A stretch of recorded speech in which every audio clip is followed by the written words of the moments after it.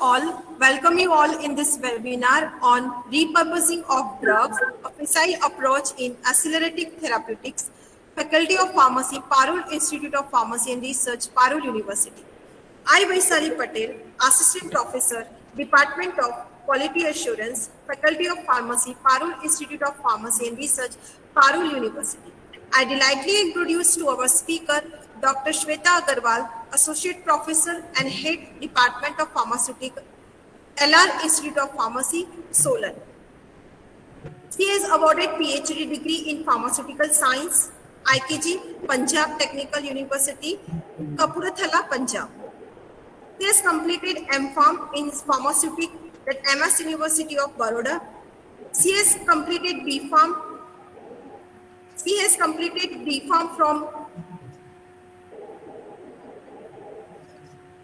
MJP Rohilkhand University, Bareilly. She has total 16 years teaching experience. She has guided more than 22 students in their M.Pharm dissertations work. She is in professional society memberships like Life Member Society of Pharmaceutical Education and Research, APTI, CPCSEA. She has published research and review in national and international peer-reviewed journal. She has published book chapters. She is reviewer for some very reputed journals like Drug Development and Industrial Pharmacy, Current Bioactive Compounds, Micro-Nanosynthesis, Pharmaceutical Nanotechnology, Journal of Drug Delivery Science and Technology.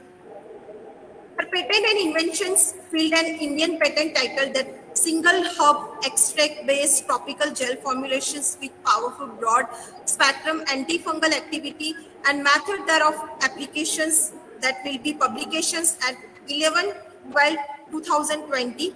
She has attended 5-day faculty development program on smart materials in drug delivery.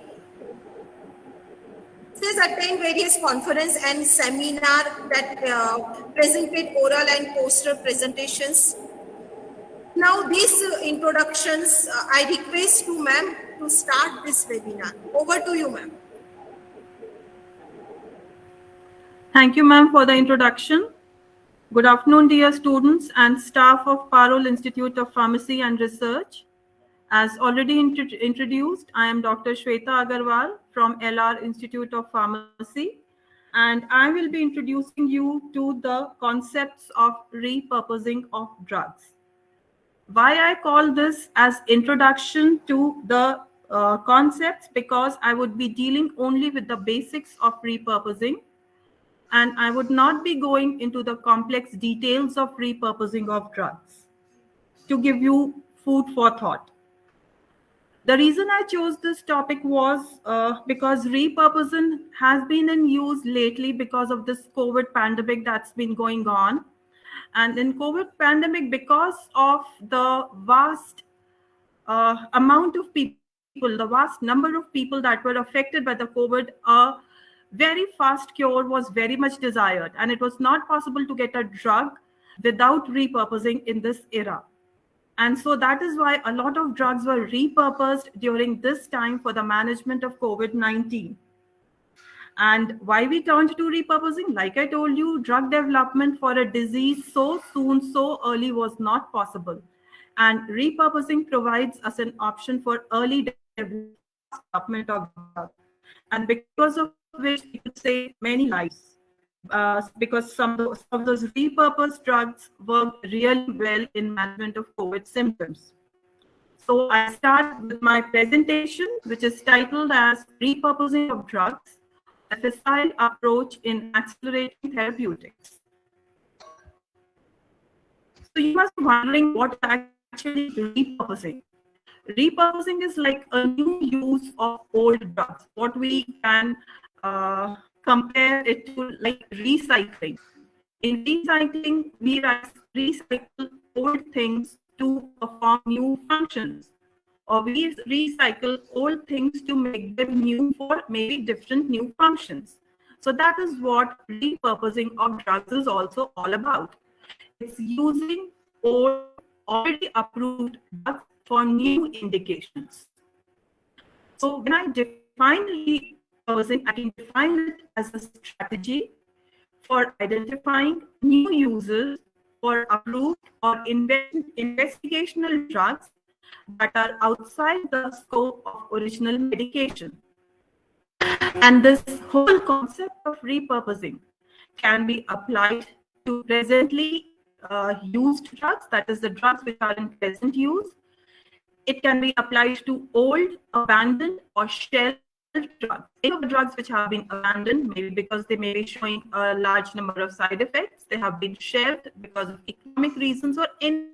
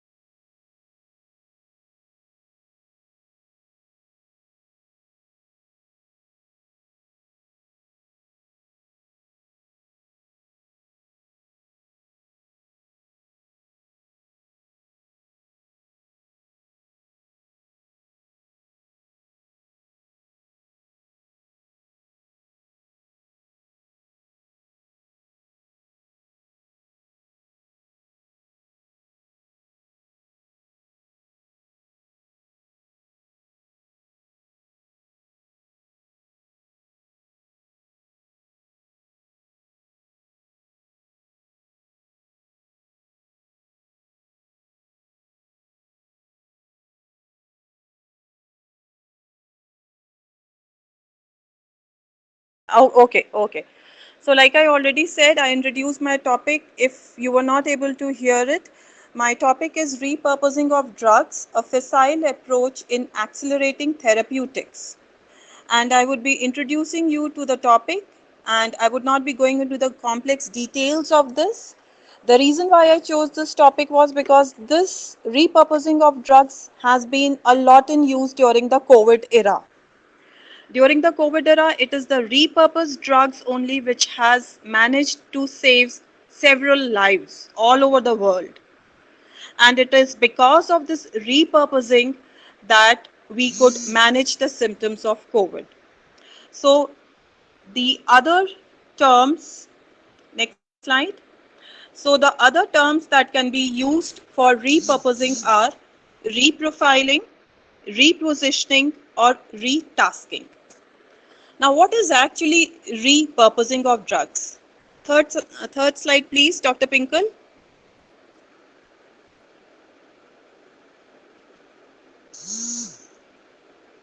Third slide. So, repurposing of drugs can be compared to recycling of things. In recycling of things, what is done is that old things are made new for new functions. That is, the thing remains the same, but its functions changes. So the same thing is done in repurposing of drugs. That is, the same old drug which was in use earlier for an old indication is repurposed for a new indication. So its use becomes new. So to define it precisely, it can be defined as a strategy for identifying new uses for approved or investigational drugs that are outside the scope of original medication. And this repurposing can be applied to drugs which are already in use. It can be applied to drugs which have been abandoned or which have been shelved. These drugs could have been shelved or abandoned because they were not yielding good economic results, or maybe because of new versions of the treatment are available, or maybe because they were showing a lot of adverse effects. So there could be any reason for abandoning of these drugs. Next slide, please. Let's come to some interesting facts about repurposing. Historically, that is earlier, when repurposing actually started in the 20th century, in the middle of maybe 1950s, repurposing was largely opportunistic and serendipitous. By serendipitous, I mean it was just by accident or by chance. But now it's more systematic, and it's based on experimental and computational approaches.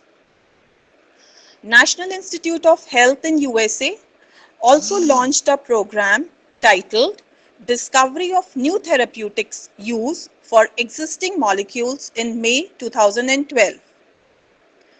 Let's briefly discuss the advantages or key benefits of repurposing. Repurposing has been used for accelerating drug development because a much lesser time is required for repurposing as compared to traditional drug delivery, which is known as de novo drug discovery. So a lot of time is saved because the same old drug whose safety profile is already known is put to use for a new indication. Then the second key benefit of repurposing is it reduces the risk of failure.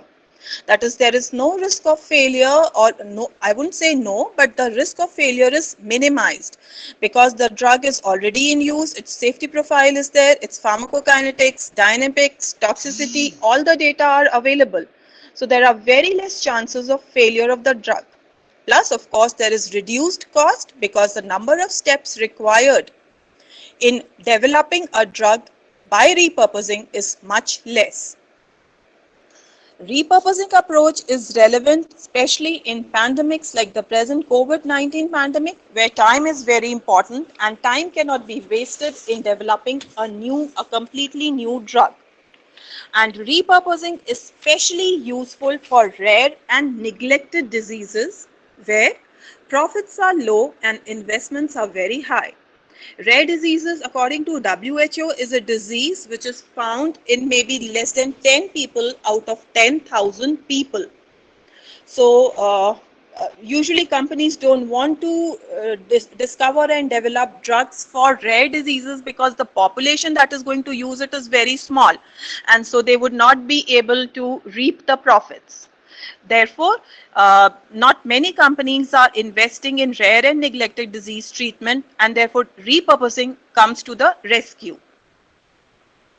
So this is a diagram. It is a flow chart rather, which tells you or which shows you a comparison between traditional drug delivery and repurposing.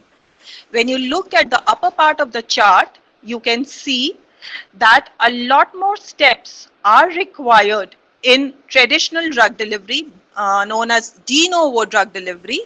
That is, a target compound has to be selected, from that lead compounds are selected, candidate drug is screened, then preclinical, clinical, registration and market finally. Whereas when you look at the lower part of the chart, you see that some of the initial steps which are involved in traditional drug delivery are omitted. That is, straight away a clinically approved drug which can be chosen either from the in silico approach, serendipitous discovery or experimental approach is used, and then it is like screened, validated, and then clinical development and registration is finally done. So the number of steps are involved is much less, and the cost is also therefore less. Time involved is also less. This is a table that compares repurposing to traditional drug discovery or de novo drug discovery. Next slide, please. So when you look at this table, you can see that the success rate for repurposing is 1:10. That is, if 10 molecules are subjected to repurposing, we get at least one molecule repurposed. Whereas in case of de novo discovery, if 10,000 molecules are subjected to traditional drug delivery, we get just one molecule actually developed. So the success rate is, there's a vast difference between the success rate. Then in case of repurposing, the safety of the drug molecule is already known, whereas in case of traditional, the safety of the drug molecule is not known. Time required for repurposing is 6 to 8 years. For traditional discovery, it's 12 to 15 years. Cost involved in repurposing is $300 million to $500 million, whereas for de novo discovery, it's $2 to $3 billion.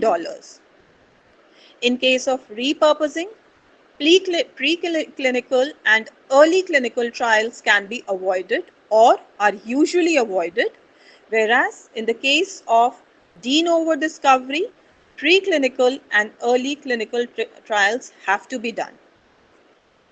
Next slide, please. Now, the drug candidates which are considered suitable for repurposing has been given in this slide.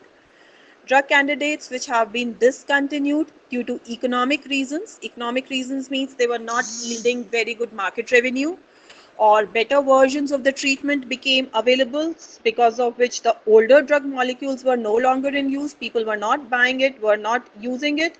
So they have been discontinued due to economic reasons. Such drugs can be repurposed for new indications.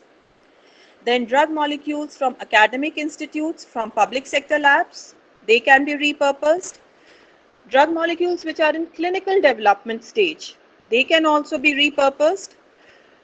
For drugs whose patents are close to expiry and their generics have become available, new indications can be discovered, can be found out, and new patents then can be applied for those same old drug molecules, thus increasing the profits of the company and reducing the time and cost involved in drug development.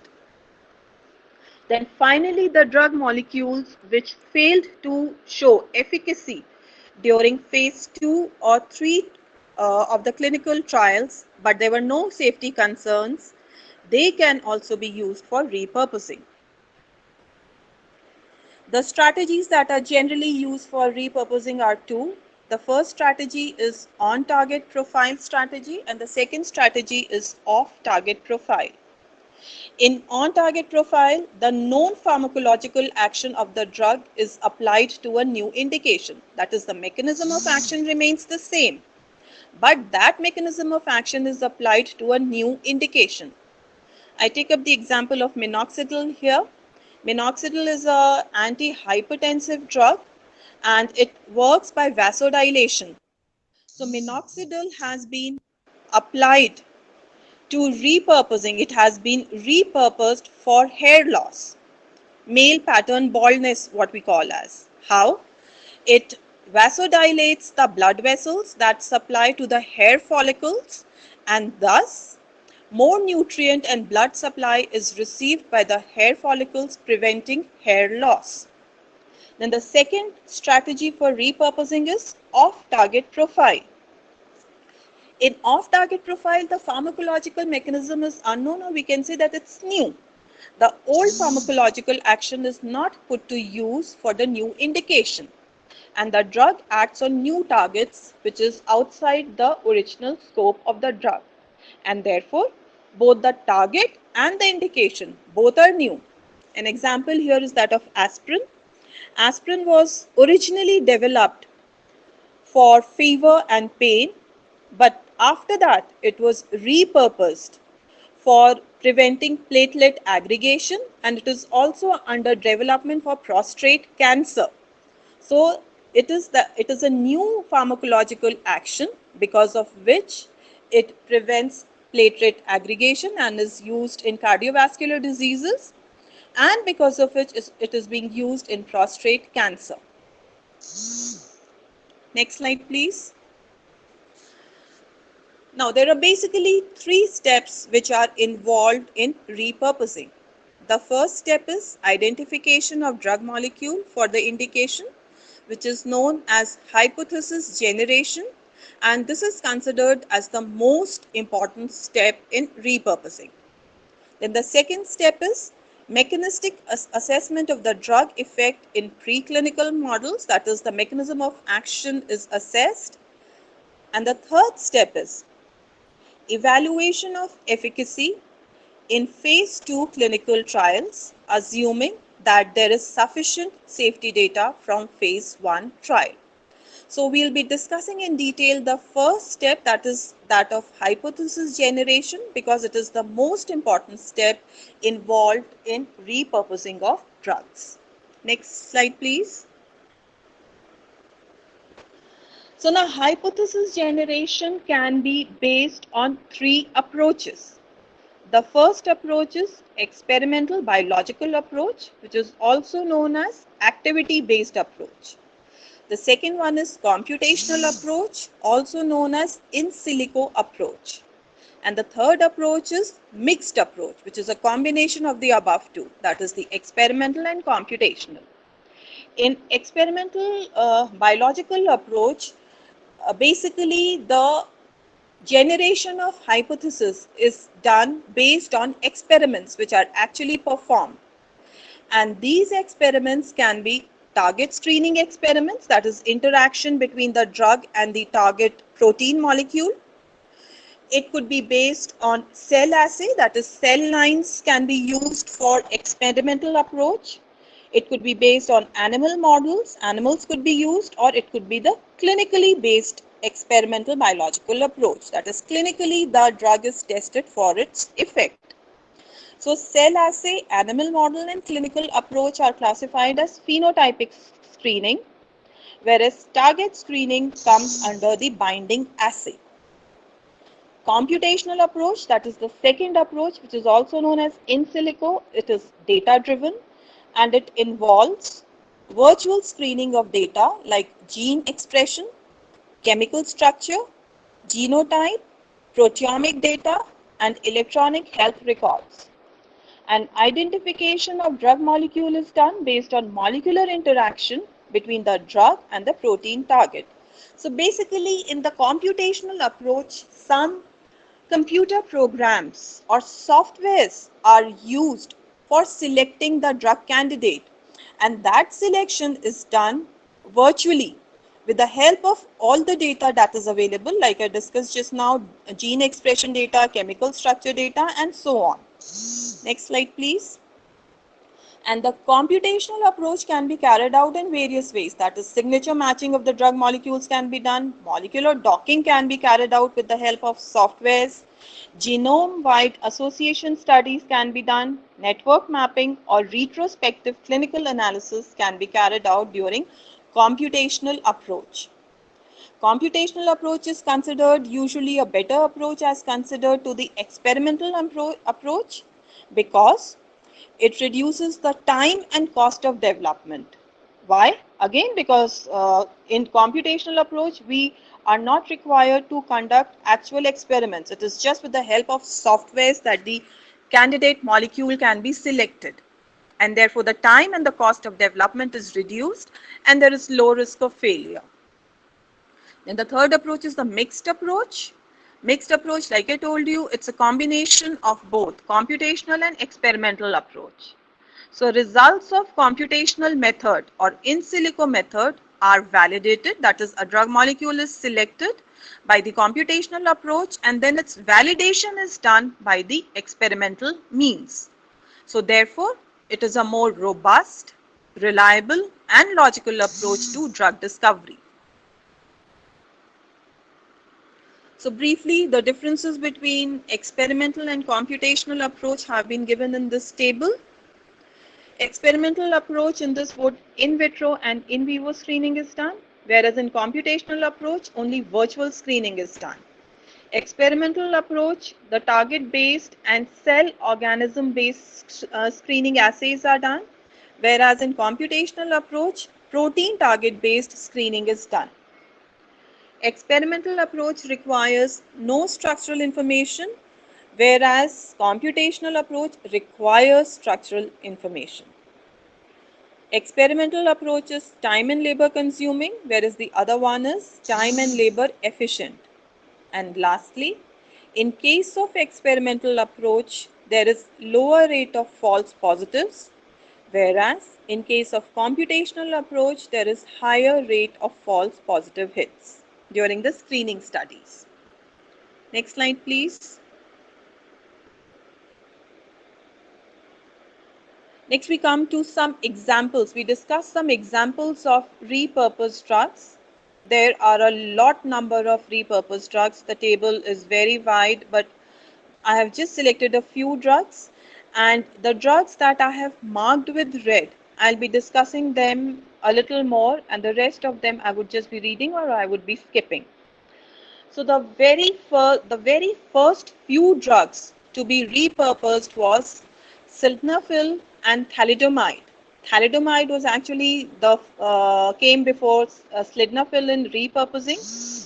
Thalidomide was actually given in 1957 to pregnant ladies for morning sickness. But later on it was discovered that thalidomide gave skeletal disorders to the newborn babies, and many of those babies, they died within a few years. So it was withdrawn in 1961. But later on it was repurposed for reducing the pain in leprosy, and it was also then repurposed for multiple myeloma. Then sildenafil, it was originally developed by Pfizer for angina and hypertension. But later on in 1998-99, it was repurposed for erectile dysfunction and pulmonary hypertension. Then there are other drugs, raloxifene, amphotericin B and so on. But the other drug that I discuss in detail is aspirin, because it's very widely used. Aspirin is a drug which is originally, like I told you, it was developed for pain, fever, inflammation and so on.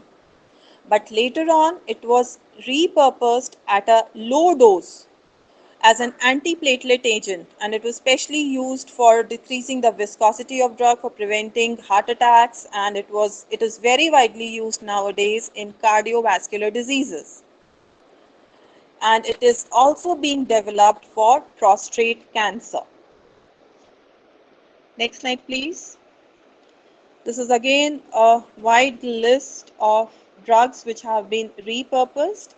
Another drug that I discussed is Minoxidil. Like I told you, it was developed as an antihypertensive agent because of its vasodilation, but later on it was repurposed for hair loss, male pattern baldness, again because it vasodilates and provides a richer supply of blood to the hair follicles and greater nutrients to the hair follicles. These are some more examples of drugs which have been repurposed: Orlistat, duloxetine, fluoxetine, isoniazid, and so on.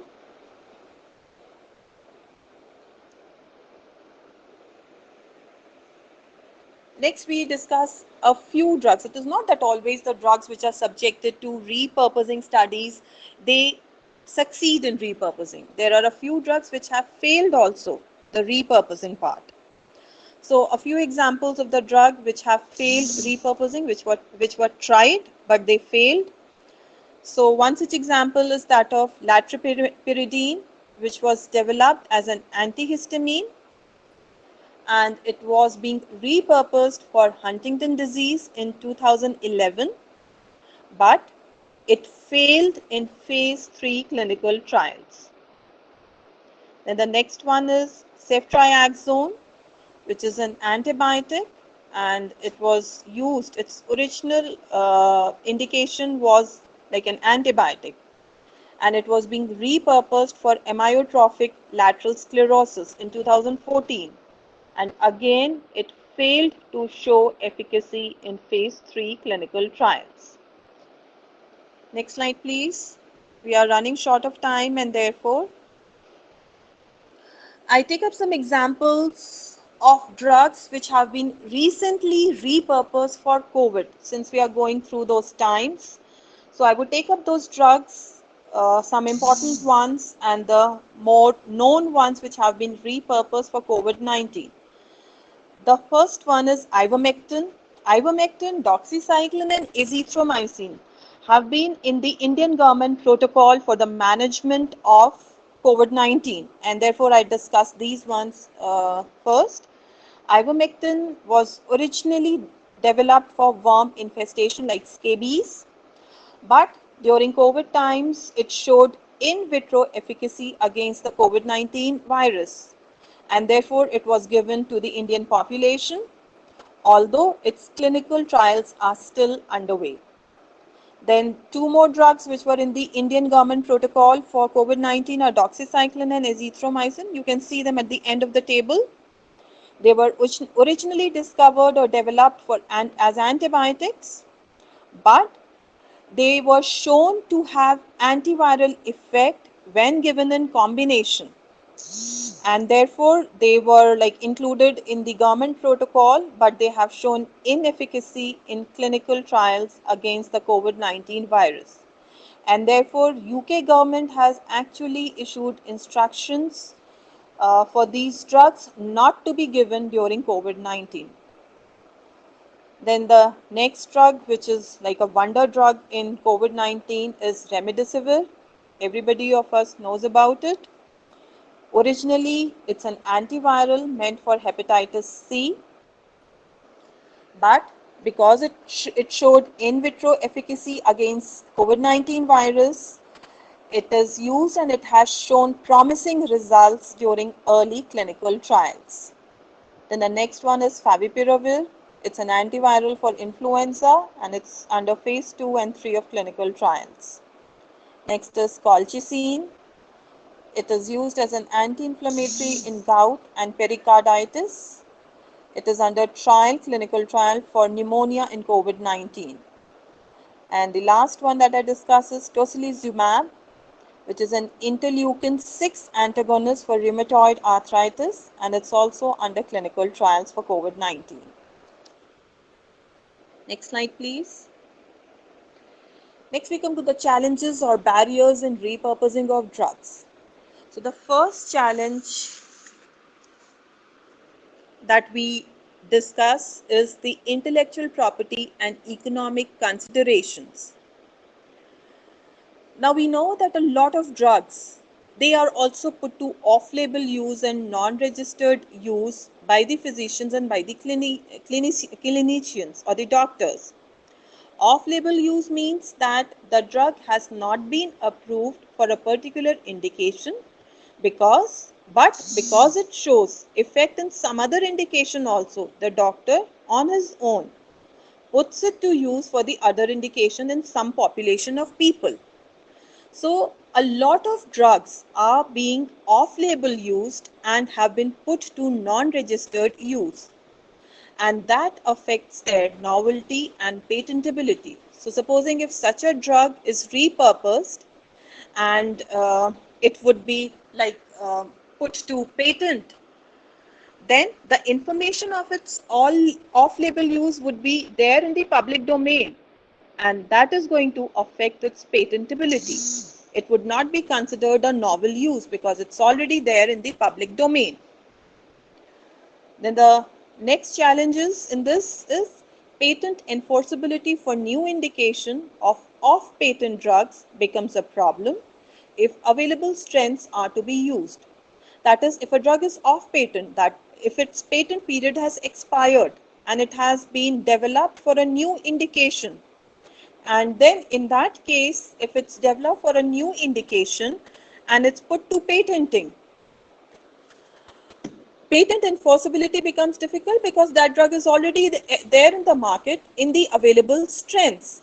I'll give you an example of paracetamol. Let's say paracetamol is there for as an analgesic and as an antipyretic, and it's repurposed for cancer. So if we like put it to use for cancer, if we put it to patent for cancer, then the drug would already be there as an antipyretic, and the increased price, nobody is going to buy it at an increased price. So that is why the company is not going to earn revenue from the new indication, and therefore patent enforceability is going to be difficult. Next challenge is data and compound availability. There are certain companies who are reluctant to share their chemical library and their shelved drugs for repurposing. They do not want to share their data and the drug data for repurposing with other companies or maybe with researchers. So that again becomes a challenge. And last challenge is repurposing space may get exhausted for a given disease. That is, maybe a lot of drugs have been tried for a given disease, and then no more drugs are left to be tried for repurposing. So the repurposing space may get exhausted. Next slide, please. Now, there are certain steps that can be taken to promote repurposing. And why do we want to promote repurposing? Because it saves time, it saves money, and it helps the people, especially in rare and neglected diseases. So the first thing that can be done to promote repurposing is collaboration. Collaboration between academia and between industries, collaboration between different industries for sharing of data and for repurposing. And the second step that can be taken up is through social media. That is, social media can spread awareness about repurposing, firstly. Secondly, social media can be a platform for spreading information about off-label use or for spreading information about a drug which can be used for other purposes, and thus that drug can be put to different clinical trial steps for repurposing.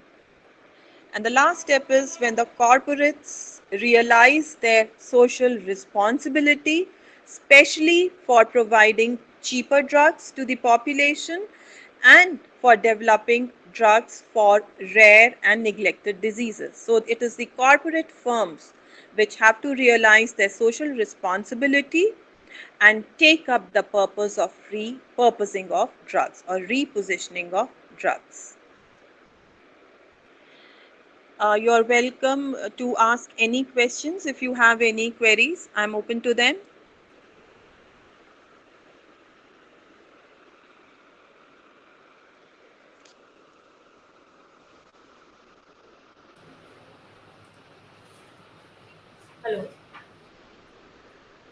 Any queries from the students or any of the virtual audience?